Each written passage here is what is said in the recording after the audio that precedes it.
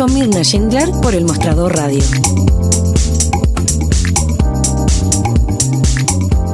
Con Copeuchi Inversiones alcancé la meta del pie para mi departamento. Y no soy experta en inversiones. Te presentamos Nuevo Copeuchi Inversiones, un sitio 100% digital para ayudarte a cumplir tus metas. Invierte en Copeuchi Inversiones desde 1,500 pesos, con bajos costos de administración que se acomodan a tu bolsillo. Es 100% digital, fácil de usar, te acompaña y tienes el completo control de tus fondos. Copeuchi.cl, el sitio donde todos pueden invertir. Infórmese de las características esenciales de la inversión en fondos, las que se encuentran contenidas en sus respectivos reglamentos internos. La rentabilidad o ganancia obtenida en el pasado por los fondos no garantiza que ellas se repitan en el futuro. Los valores de las cuotas de los fondos son variables. Es momento de avanzar en tu carrera. Estudia un posgrado de la Universidad Central. Nuestros programas de magíster te permitirán obtener certificaciones intermedias de 3 diplomados, todo en 1 año y medio. Atrévete a dar este gran paso de perfeccionamiento con la formación de académicos de excelencia e infraestructura de primer nivel. Visítanos en nuestra página web posgradosucen.cl. Postula ahora. Inicio de clases en abril. Posgrado Sucen, admisión 2023. Para los que buscan avanzar. En El Mostrador Radio continúa Al Pan Pan con Mirna Schindler. La conversación política que buscas para comenzar tu mañana. Ya, pues ya decíamos que estamos con el presidente de la UDI y senador Javier Macaya, con quien vamos a hablar por teléfono porque va camino al Congreso. Senador, gracias por estar con nosotros esta mañana. ¿Cómo estás? Muy buenos días. Sí, voy camino al paraíso, así que te pido excusa de no poder conectarme de otra forma. Tengo una sesión. No se haga ningún problema. Ojalá que no. Ojalá. La Comisión de Salud. Sí, no se preocupe. Y ojalá que no se nos corte la comunicación, pero si se nos corta, volvemos a enganchar. A ver, tenía unos minutos acá a la altura de Curacavia, así que a la orilla de la carretera estoy acá parado para que no se nos corte por el momento. Ay, maravilloso. Muchísimas gracias, senador. Bueno, me imagino todo lo que ha significado para usted el proceso post domingo 7. Y bueno, si bien los pronósticos coincidían en que el Partido Republicano iba a tener una importante votación, yo quisiera preguntarle si usted es de aquellos que no imaginaron que iba a tener tan contundente votación. A ver, yo sabía que venía un alza del Partido Republicano, o sea, teníamos análisis, data de que venía una arremetida y había un crecimiento importante de este partido, pero para serte súper honesto, nunca pensé que iba a llegar a los niveles que llegó. ¿Y cómo se lo explica usted? Yo creo que hay un descontento importante de la gente del país, y particularmente hacia el gobierno. Las elecciones que se dan en medio término, un gobierno siempre suponen, más allá que no es el objetivo de este proceso, porque este es un tema constitucional, no tiene que ver con evaluar al gobierno, pero en la práctica cuando hay un gobierno que está con problemas tan importantes de gestión, en materia con la crisis de seguridad, con un montón de problemas que se arrastran, algunos hace un tiempo, otros que son generados también por el propio gobierno, que tienen que ver con las situaciones de inflación, entre otras. Yo creo que hay un crecimiento de quienes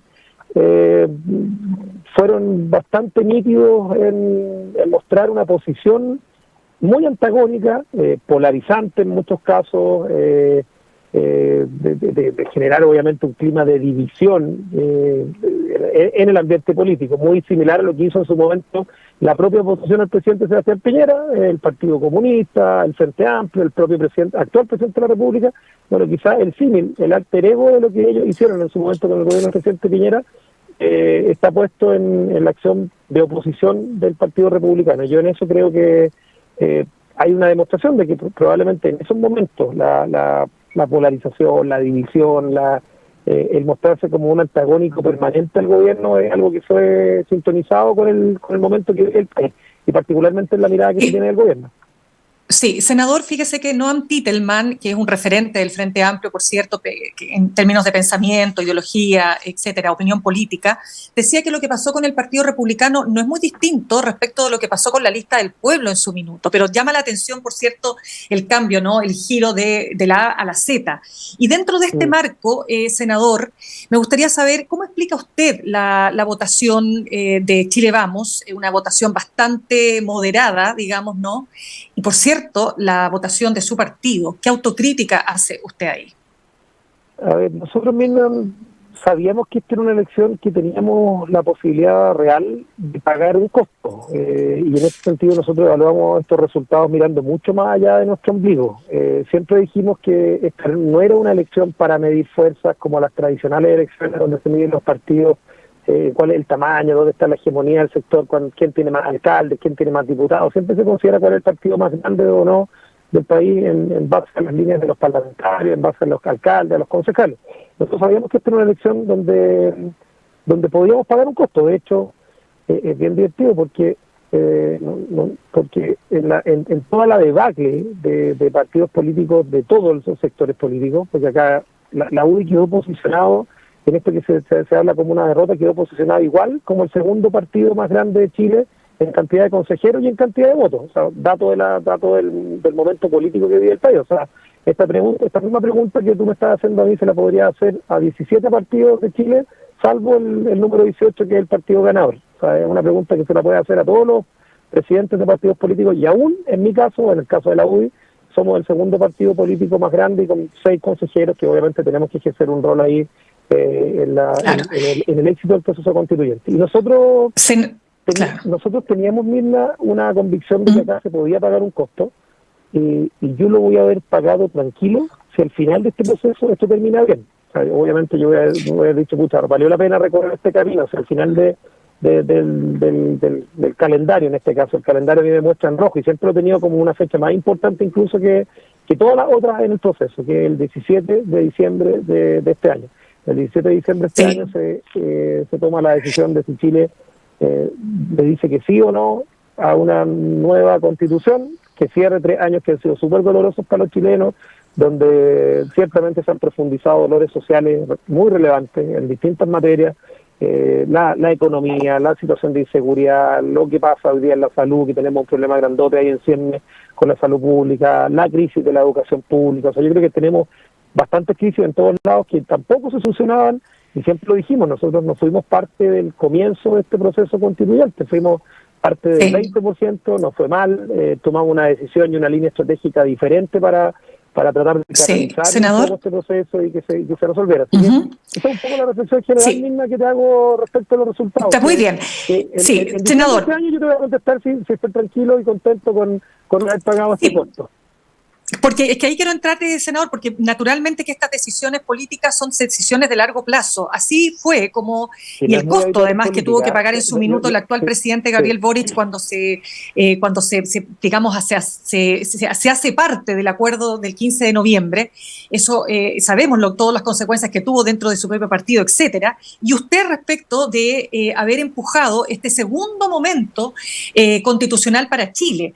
Usted lo ha dicho, usted no se arrepiente de esto, en 15 años o más se va a ver el resultado, pero hay una derecha que a usted no le perdona esto. Y recién conversaba con el diputado Johannes Kaiser, que señala que en definitiva lo que hizo Chile Vamos fue apartarse de su ideario y se comenzó de alguna manera a ir por un camino distinto que está mucho más cerca, digamos, de las posiciones de progresistas o de centro izquierda, etcétera, y que al errar el camino, bueno, este es el castigo por haber tomado esa decisión. Yo no sé, ¿cómo recibe usted esas críticas finalmente de su propio sector?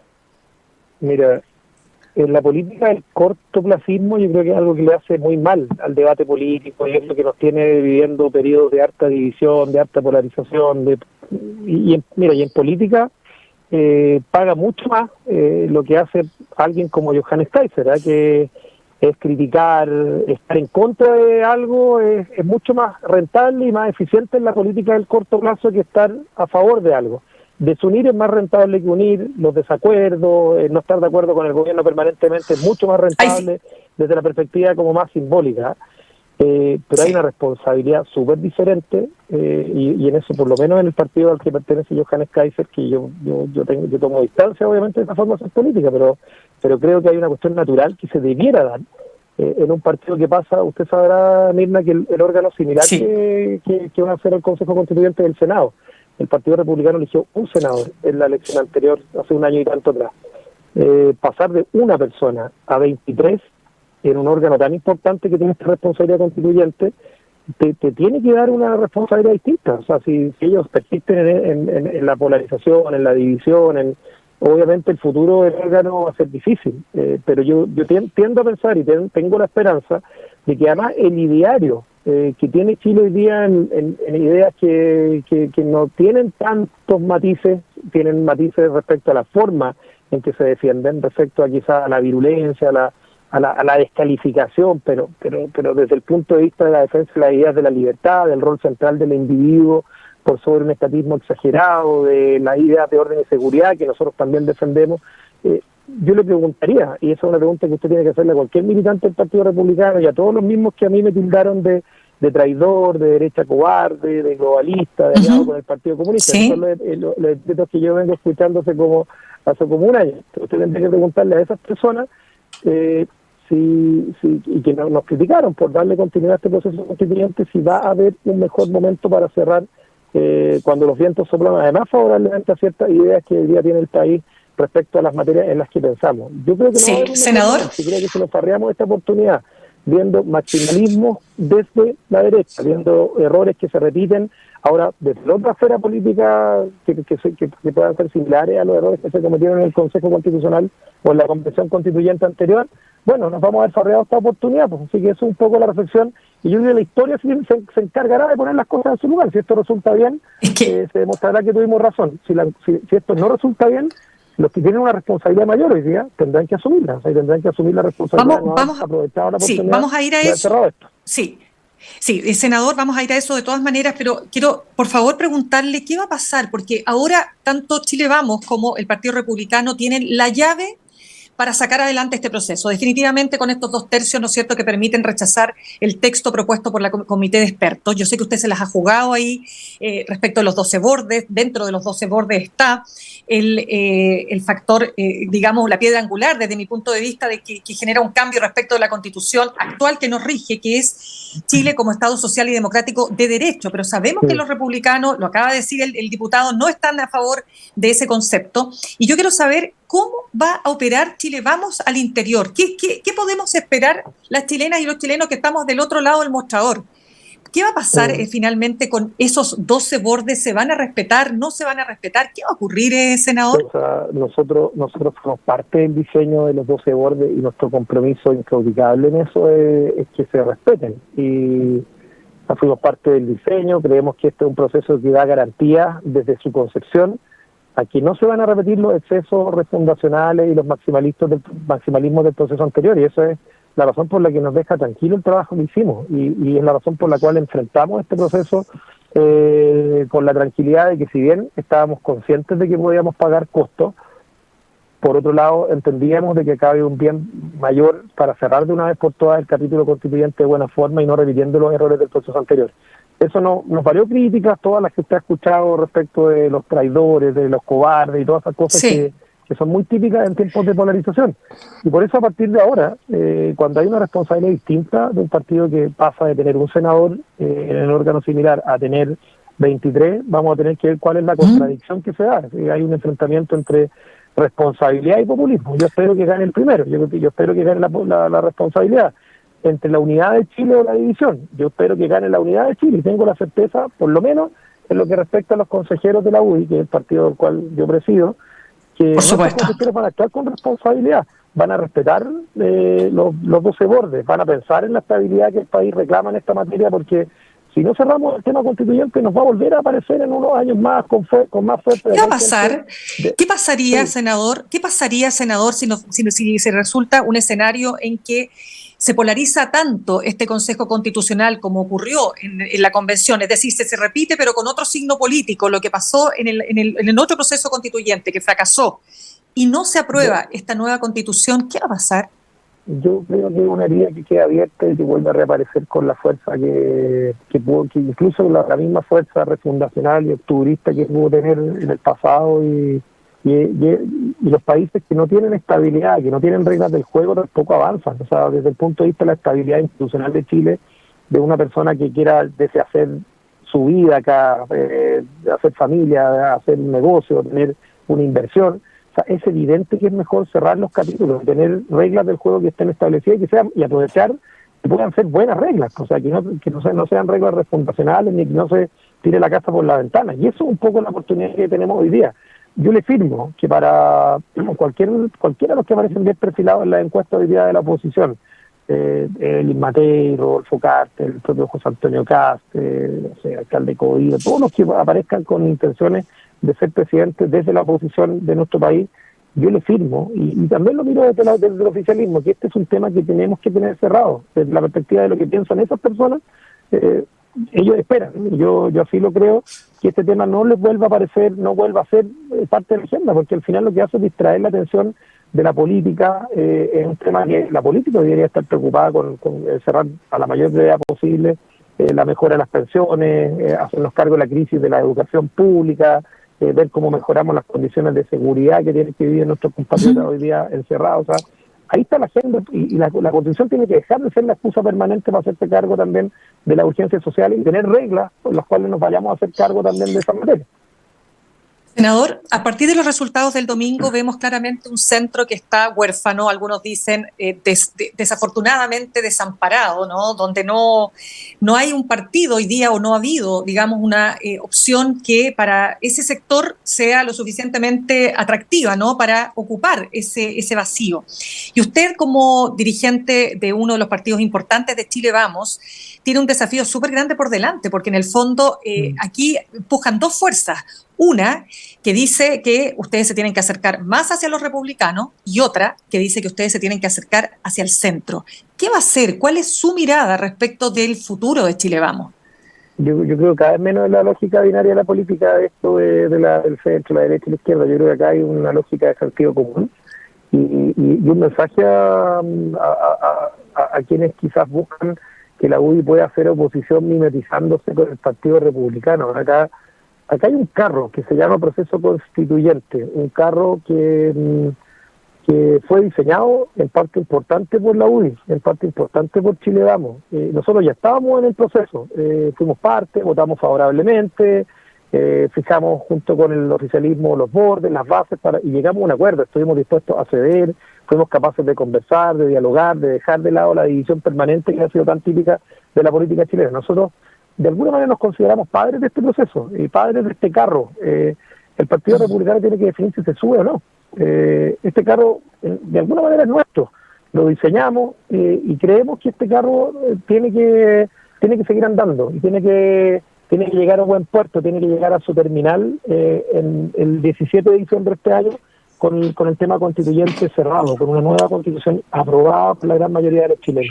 Ese es el desafío nuestro, y por lo menos nosotros estamos arriba del carro, y va a depender un partido que hoy día quizás se pone en una posición diferente de pasar de un senador. Usted comprenderá, Mirna, que no es la misma responsabilidad.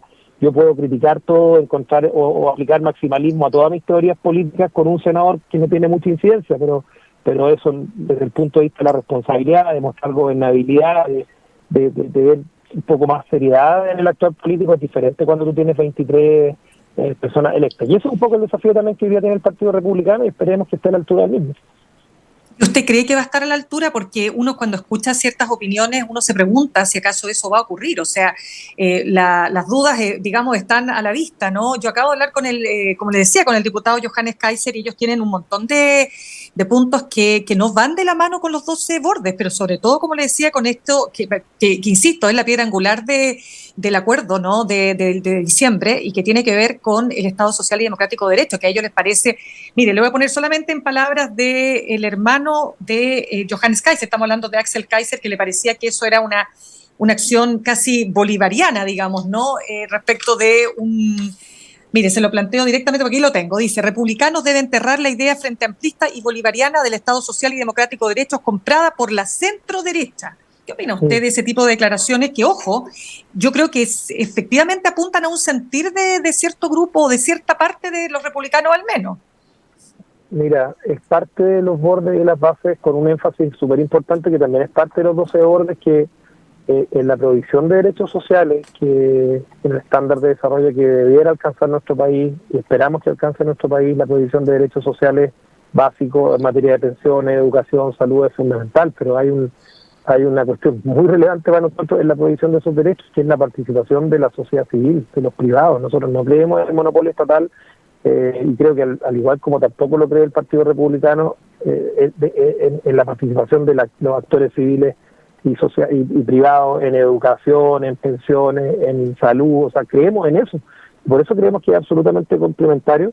Y cuando tú me preguntas si yo creo que el Partido Republicano se va a subir o no, yo soy súper respetuoso de la democracia. De hecho, con humildad decimos, no obtuvimos los resultados que esperábamos el fin de semana. Sabíamos que teníamos un costo que podíamos terminar pagando, pero estamos conscientes de que hoy día lo que importa es que este proceso termine bien y que termine con ideas que nosotros hemos defendido también en el pasado y en nuestra historia, quizás con énfasis, con miradas menos ¿cómo se llama? Menos performática en la práctica, con menos pasión, lo pongo desde la perspectiva de cuando te tildan de traidor, de patria, de todas las cosas que quizás en el pasado el Partido Republicano hizo con mucho éxito, y con mucho énfasis.